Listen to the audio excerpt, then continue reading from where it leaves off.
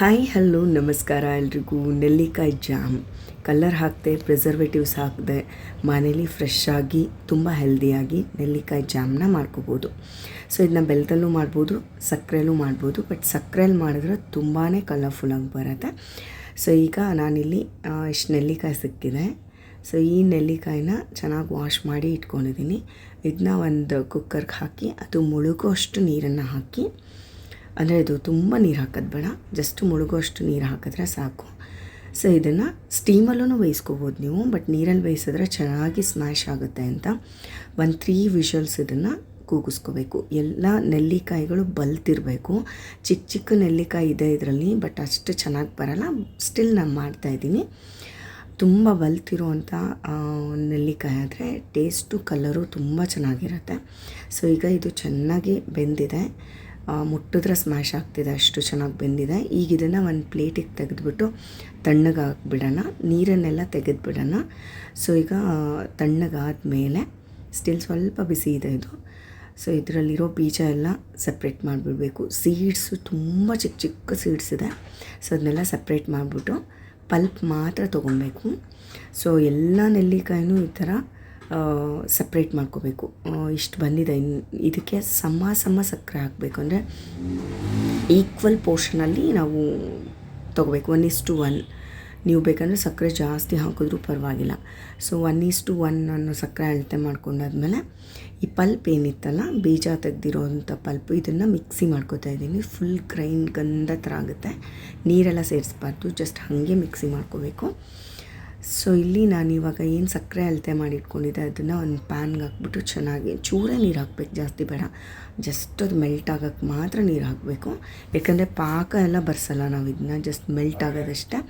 ಅಂಟಾಗಿರೋ ಪಾಕ ಬೇಕು, ಮತ್ತು ಎಳೆ ಪಾಕ ಎಲ್ಲ ತೊಗೋಬಾರ್ದು.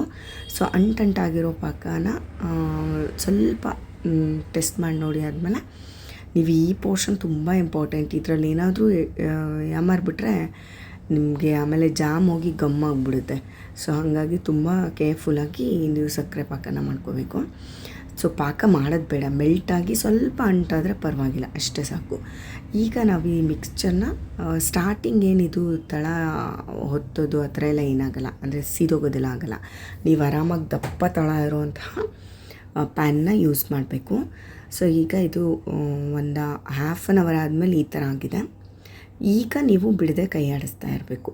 ಸ್ವಲ್ಪ ಸಿಮ್ಮಲ್ಲೇ ಇಟ್ಕೋಬೇಕು ಫ್ಲೇಮ್ನ, ಚೆನ್ನಾಗಿ ಕೈ ಆಡಿಸ್ತಾನೇ ಇರಬೇಕು. ಕಲರ್ಫುಲ್ ಆಗುತ್ತೆ ಇದು. ಸೊ ಏನು ಕಲರ್ ಹಾಕೋದು ಬೇಕಾಗಿಲ್ಲ. ಜಾಮ್ ಮಾಡಬೇಕಾದ್ರೆ ತುಂಬ ಈಸಿ, ಬಟ್ ಟೈಮ್ ತಗೊಳ್ಳುತ್ತೆ ಸ್ವಲ್ಪ. ತುಂಬ ಚೆನ್ನಾಗಿ ಕಲರ್ಫುಲ್ಲಾಗಿ ಕಾಣಿಸೋವರೆಗೂ ಮಾಡಬೇಕು. ಮತ್ತು ತುಂಬ ಜಾಸ್ತಿ ಹೊತ್ತು ನೀವು ಇದನ್ನು ಬೇಯಿಸಿದ್ರೆ ಗಮ್ ಥರ ಆಗುತ್ತೆ, ಆ ಥರ ಆಗಬಾರ್ದು. ರೈಟ್ ಕನ್ಸಿಸ್ಟೆನ್ಸಿ ಅಂದರೆ ಇನ್ನೊಂದು ಚೂರು ಇದ್ದರೆ ಸಾಕು. ಇದು ಈಗ ಆಲ್ಮೋಸ್ಟ್ ಬಂದಿದೆ. ತಣ್ಣಗಾದಮೇಲೆ ಸ್ವಲ್ಪ ಕಲರ್ಫುಲ್ಲಾಗಿ ಕಾಣಿಸುತ್ತೆ ನಿಮಗೆ, ಮೆರೂನಿಶ್ ಆಗಿ. ಸೊ ಈಗ ನೋಡಿ, ಇದು ಪರ್ಫೆಕ್ಟಾಗಿ ಆಗಿದೆ. ಇವಾಗ ಇಷ್ಟೇ ಸಾಕು. ಇದನ್ನು ಬಾಣಲೆನಲ್ಲೇ ನೀವು ಬಿಟ್ಟರೂ ಪರವಾಗಿಲ್ಲ ತಣ್ಣಗಾಗೋವರೆಗೂ, ಅಥವಾ ಬೇರೆ ಕಡೆ ಒಂದು ಬೌಲ್ಗೆ ತೆಗೆದ್ರೂ ಪರವಾಗಿಲ್ಲ. ಆಮೇಲೆ ನೀವು ಏರ್ ಟೈಟ್ ಕಂಟೈನರ್ಗೆ ಹಾಕಿ ಮಿನಿಮಮ್ 1 ಮಂತ್ವರೆಗೂ ಯೂಸ್ ಮಾಡ್ಬೋದು ಫ್ರಿಜ್ಜಲ್ಲಿಟ್ಟರೆ. ಹೊರಗಡೆನೇ ಇರ್ತೀವಿ ಅನ್ನೋದಾದರೆ 1 week or 15 days, 1 or 2 weeks ನೀವು ಆರಾಮಾಗಿಡ್ಬೋದು. ಇದು ರೈಟ್ ಕನ್ಸಿಸ್ಟೆನ್ಸಿ ಬಂದಿದೆ. ಈಗ ಆಫ್ ಮಾಡಿಬಿಟ್ಟು ತಣ್ಣಗಾಕ್ಬಿಡೋಣ. ತಣ್ಣಗಾಗಾದ್ಮೇಲೆ ಒಂದು ಬೌಲಿಗೆ ಶಿಫ್ಟ್ ಮಾಡ್ಕೋಬೋದು, ಅಥವಾ ನಾನಿವಾಗ ಸ್ವಲ್ಪ ಬಿಸಿ ಇರೋ ಹಾಗೆ ಇದನ್ನು ಬೌಲಿಗೆ ಶಿಫ್ಟ್ ಮಾಡ್ತಾಯಿದ್ದೀನಿ. ಎಷ್ಟು ಕಲರ್ಫುಲ್ಲಾಗಿದೆ ನೋಡಿ. ಇನ್ನೂ ಸ್ವಲ್ಪ ಹೊತ್ತು ಇದನ್ನು ಕೂದಿಸಿದ್ರೆ ಇನ್ನೂ ಗಟ್ಟಿಗಾಗುತ್ತೆ. ತಣ್ಣಗಾದ್ಮೇಲೆ ಫುಲ್ ಅದು ಬಾಲ್ಸ್ ಕಟ್ಬೋದು, ಆ ಥರ ಆಗುತ್ತೆ. ಅದನ್ನು ಕೂಡ ನಾನು ನಿಮಗೆ ಮುಂದಿನ ವಿಡಿಯೋನಲ್ಲಿ ಶೇರ್ ಮಾಡ್ತೀನಿ. ಮಕ್ಕಳಿಗೆಲ್ಲ ಈ ಲಾಲಿಪಾಪ್ ಕೊಡೋ ಬದಲು ಆ ಥರ ಬಾಲ್ಸ್ ಮಾಡಿ ಕೊಡ್ಬೋದು. ನೆಲ್ಲಿಕಾಯಿ ಅಂತಲೇ ಗೊತ್ತಾಗಲ್ಲ, ಅಷ್ಟು ಟೇಸ್ಟಿಯಾಗಿರುತ್ತೆ. ಸೊ ಈ ವಿಡಿಯೋ ನಿಮಗೆ ಈಗ ಇಷ್ಟ ಆಯಿತು ಅಂದರೆ ಲೈಕ್ ಮಾಡಿ, ಶೇರ್ ಮಾಡಿ, ಸಬ್ಸ್ಕ್ರೈಬ್ ಮಾಡೋದನ್ನು ಮರಿಬೇಡಿ. Thanks for watching. ನೆಕ್ಸ್ಟ್ ವಿಡಿಯೋನಲ್ಲಿ ನೆಲ್ಲಿಕಾಯಿ ಬಾಲ್ಸ್ ಹೆಂಗೆ ಮಾಡೋದಂತ ನೋಡೋಣ.